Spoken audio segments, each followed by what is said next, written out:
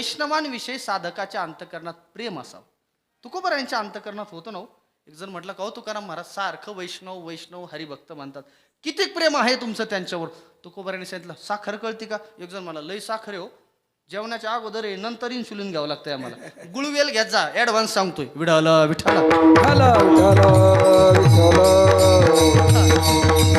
ऐका, साखरेचं नाव घेतलं की काय लक्षात येतं तुम्हाला? गोडी लक्षात येते ना हो. मग त्याप्रमाणे मला वैष्णवाच्या विषयी अंतकरणात गोडी हो. साखरेचे नाम घेता कळे गोडी, तैसी आम्हा जोडी वैष्णवांची. आज या नामसप्ताह करता आपल्या सुंदर अशा कलेनं मी गुणवंत म्हणणार, इथे कलाकार नाही म्हणणार, कलाकार शब्द फारच खाली वाटतोय. हे सर्व गुणीजन गायक असतील वादक असतील सर्वांच्या चरणावर विनम्र भावानं वंदन करतो आणि सेवेकडे वळतोय. हे बघा नामसप्ताहाचा 5वा दिवस आहे. फार श्रद्धेनं आपण सप्ताह करत आहात. हे नामसप्ताह कशासाठी करायचा असतो हे बघा, असंही वर्णन केलं जातं की शरीराची गरज भागवण्याकरता अन्न ही व्यवस्था आहे. आपला उत्सव आहे समाधी उत्सव. समाधी उत्सव ना, आपण उत्सव म्हणतो ना, आमच्या गावात उत्सव आहे संपन्न. उत्सव शब्दाचा अर्थ सांगत असताना अध्यात्मशास्त्रानं सांगितला, उत म्हणजे वरती येणं आणि सौ शब्दाचा अर्थ आहे आनंद. वाक्य परत ऐका, उत म्हणजे वरती येणं आणि सौ शब्दाचा अर्थ आहे आनंद.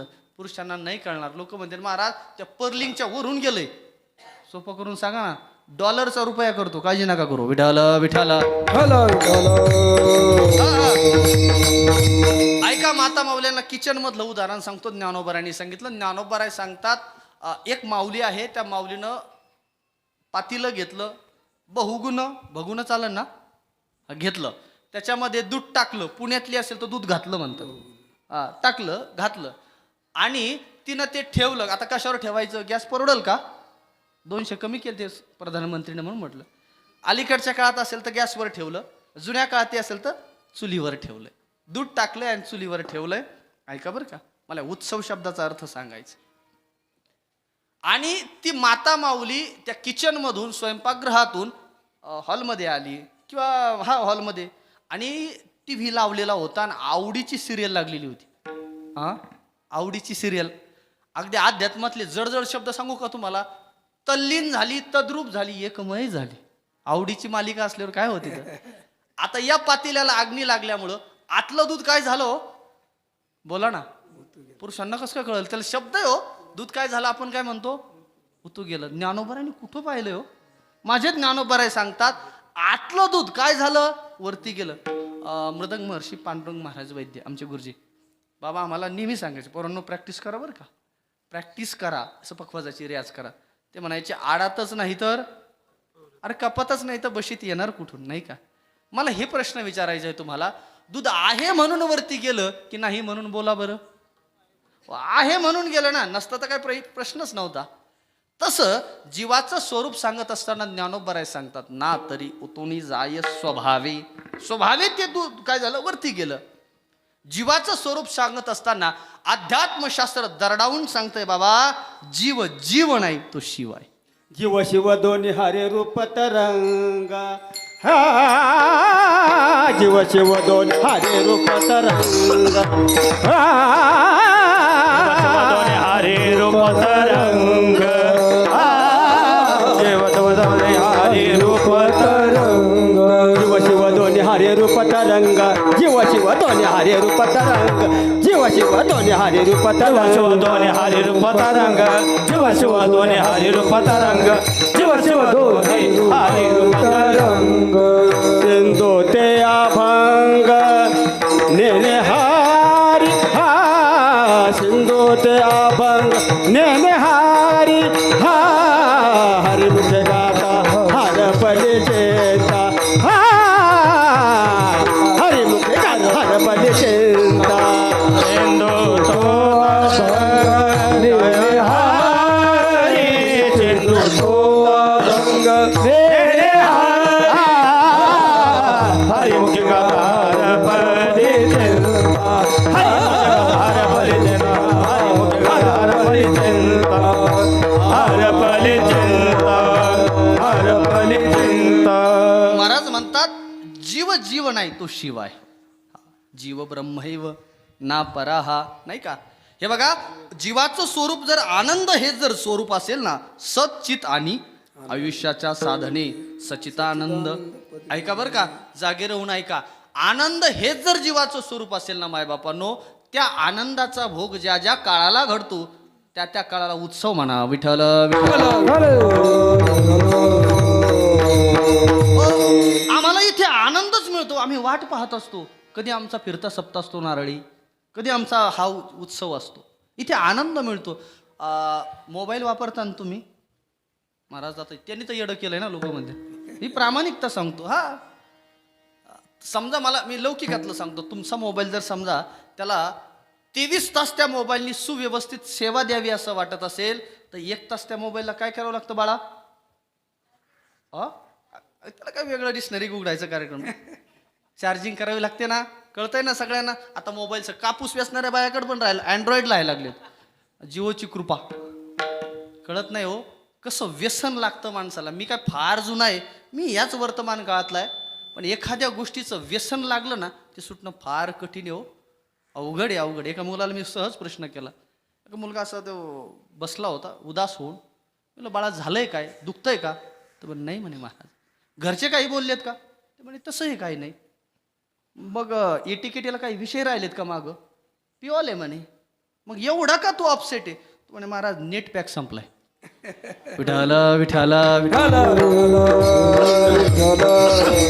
ऐका, तुमच्या मोबाईलने जर 23 तास सेवा द्यावी असं वाटत असेल तर 1 तास त्या मोबाईलला काय करावं लागतं? हा, उलट लटकून राहावं लागतं ना त्या मोबाईलला. हा, मग घडीभर हा शरीररूपी मोबाईल समजा ना. रूपकात्मक बोलू ना तुम्हाला. याचा हा डिस्प्ले आहे, हा स्पीकर आहे, जरा बसलाय आज. बॅटरी, काहींच्या बॅटरी भलत्या फुगलेल्या राहतात. वाकतच नाही, लाटणे जैसा न लवे लय बोल.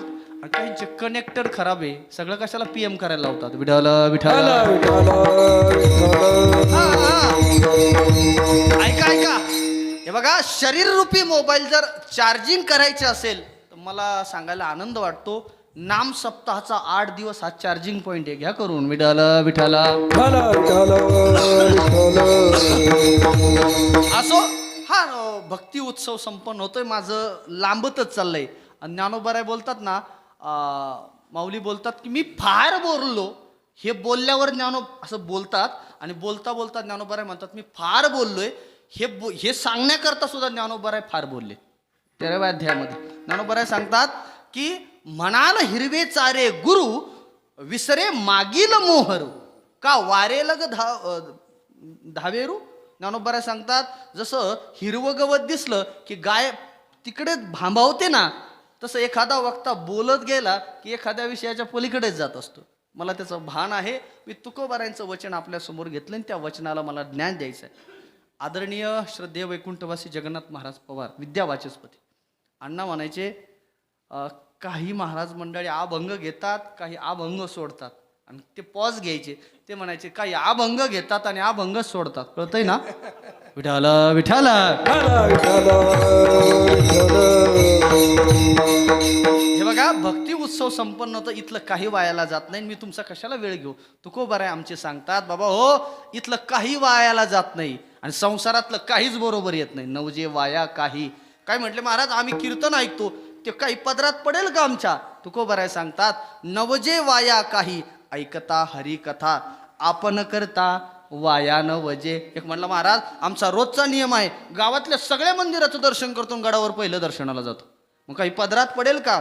नवजे वाया काही देवळासी जाता देवासी पूजिता वाया न वजे. एक म्हणला तीर्थयात्रा करतोय, नवजे वाया काही केलिया तीर्थ अथवा का व्रत वाया न वजे.